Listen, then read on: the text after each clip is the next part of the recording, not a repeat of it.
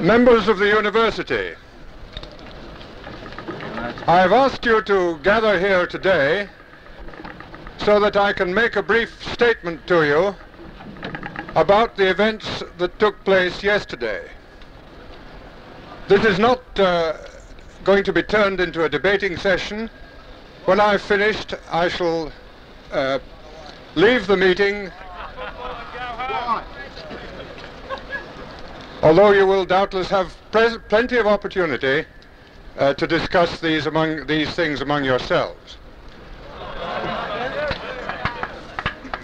Yesterday, as you will doubtless know, about 100 or that invaded the university offices. They jostled the Chancellor.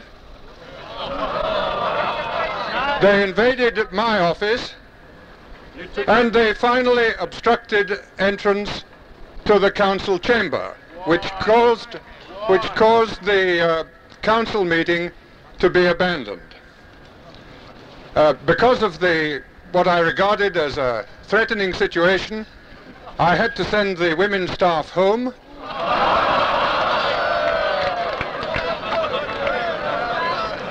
And to that extent, at any rate, the work of the university was brought to a standstill. By you. So far as I am aware, this invasion was not authorized by the student body, by the Monash Association of Students, but was a unilateral action by one group of students. Right. I happen to know that during the course of their own meeting, one of our professors was punched, and Who? Which professor? And by whom, too? Who was it? We can have a return bout. Professor? I am not going to engage in a debate. No, just I'm just stating facts. Name the professor. Like it or not, Dr. Matheson. I say you're a liar. Name the professor. The I think the Labor Club has had 20 minutes of uninterrupted speech, immediately preceding Dr. Matheson. I think it is only his right that he should be uninterrupted.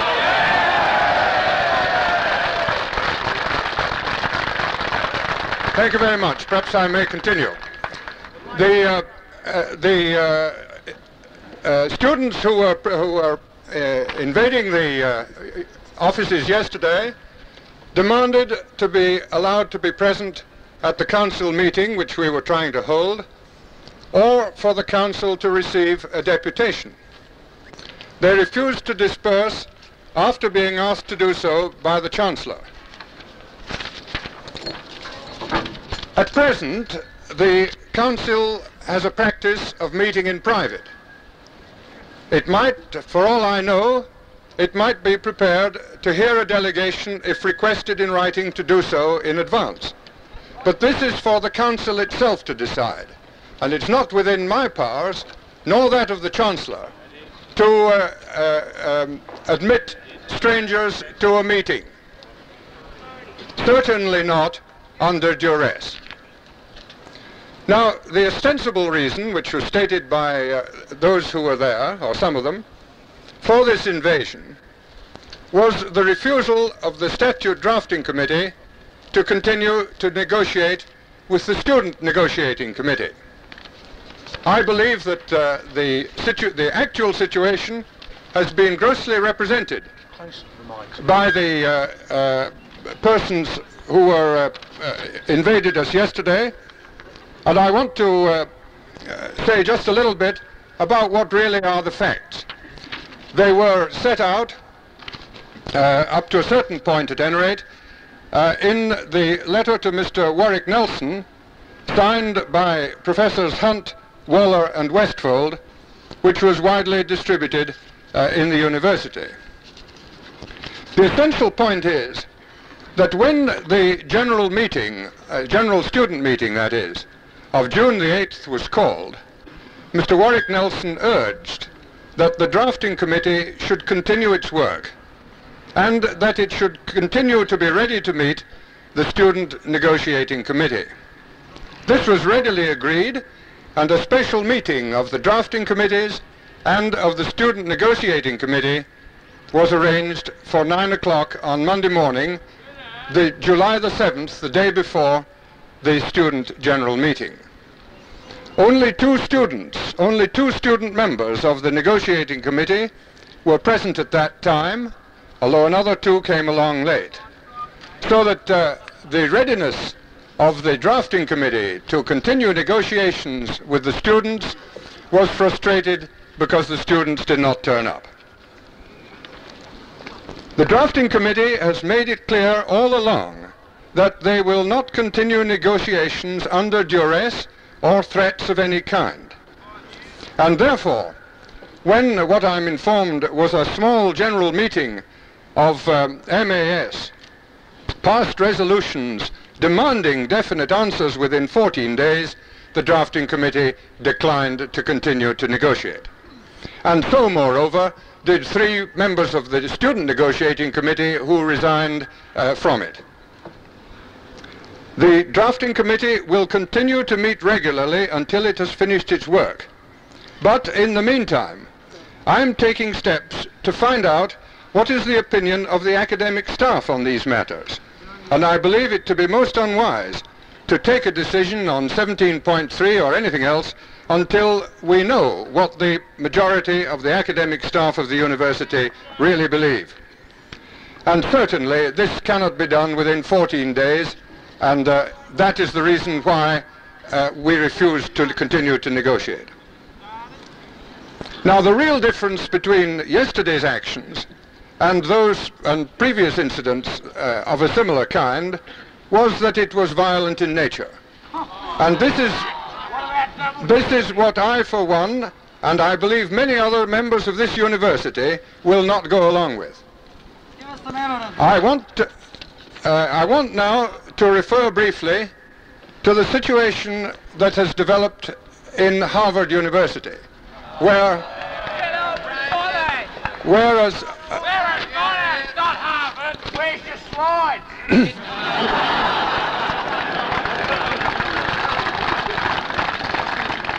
as you know, the administration building in Harvard University was invaded some time ago, and following that, the police were called in, and considerable fracas resulted. The result of, one of the results of this was that the academic staff of Harvard University met in order to discuss the rights and responsibilities of members of their university. And a good deal of what they have to say is relevant to our situation here. And that is the reason why I want to read out a few clauses from their statement. The central, and the people writing, I may say, are the academic staff of the Harvard Faculty of Arts and Sciences. The central functions of an academic community, they say, are learning, teaching, research, and scholarship. They must be characterized by reasoned discourse, intellectual honesty, mutual respect, and openness to constructive change. By accepting membership in this community, an individual neither surrenders his rights nor escapes his fundamental responsibilities as a citizen, but acquires additional rights as well as responsibilities to the whole university community. They do not require him to be silent and passive, but they do require him to see how easily an academic community can be violated, knowingly or unknowingly, whether by actual violence or by lack of responsiveness to widely perceived needs for change. We believe it timely to state explicitly what certain of these rights and responsibilities are, and to establish procedures for their protection and enforcement. All individuals or groups within the university community have the right to express, advocate, and publicize their opinions. They also have the right to press, by appropriate means, for action on any matter on which they believe that the university can and should act. And they have the right to be given a full and fair hearing and serve the essential commitment of the university and the right of individual or collective expression of opinion or dissent. We have taken and will continue to take measures aimed both at dealing with issues and grievances raised by members of the community and at improving and broadening the procedures by which such matters can be resolved and decisions made. We regard the following activities as unacceptable because they would prevent or impede the performance of the essential task of the university and are incompatible with the shared purpose of an academic community. Violence against any member or guest of the university community. Deliberate interference with academic freedom and freedom of speech, including not only disruption of a class, but also interference with the freedom of any speaker invited by any section of the university community to express his views. Forcible interference with the freedom of movement of any member or guest of the university. Obstruction of the normal processes and activities essential to the functions of the university community. Any such activity shall subject the violator to discipline by an appropriate agency. Now, I believe that that's as fair and honest and honorable a statement of how a university community should operate as it would be possible to find. And I intend to ask my academic colleagues to give consideration to this with a view to seeing whether it is acceptable in this university. Ladies and gentlemen, that's all I want to say, but I urge you to give thought to what I've said in order that this university shall not be disrupted in the way that many have abroad. Thank you.